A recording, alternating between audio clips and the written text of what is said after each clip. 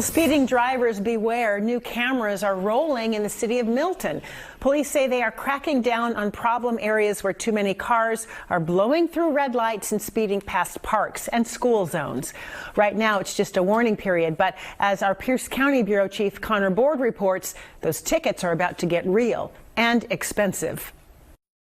Right behind me, you can see a traffic camera meant to catch people who are speeding and running red lights. There are now 6 of these cameras up along Milton WA.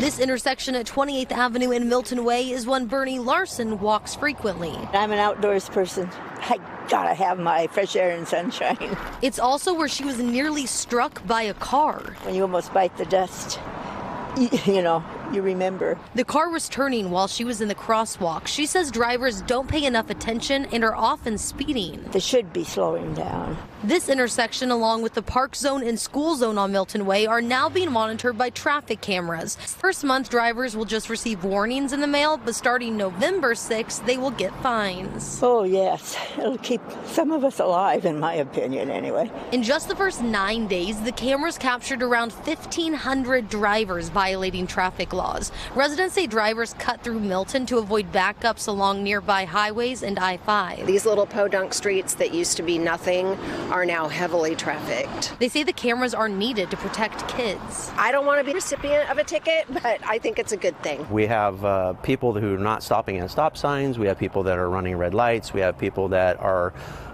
going way too fast for our city streets. Milton's police chief says the city partnered with the company NovoaGlobal, which operates the cameras. The city has 16 police officers, and they often have to be pulled away from traffic enforcement for more critical crimes. Money collected from the fines will help fund traffic safety projects. So the whole point of the camera program and the revenue that it does generate is to increase safety for everybody. Fines range based on speed. If you are going 6 to 10 miles per hour over the speed limit, you can expect to pay a fine of $115 in a park zone, $230 in the school zone, and $145 at a stoplight or crosswalk. Well, at least some of us will live to see another day. Although you will have to pay a fine if you are caught by the cameras, it will not go against your insurance. In Milton, Connor Board, King 5 News.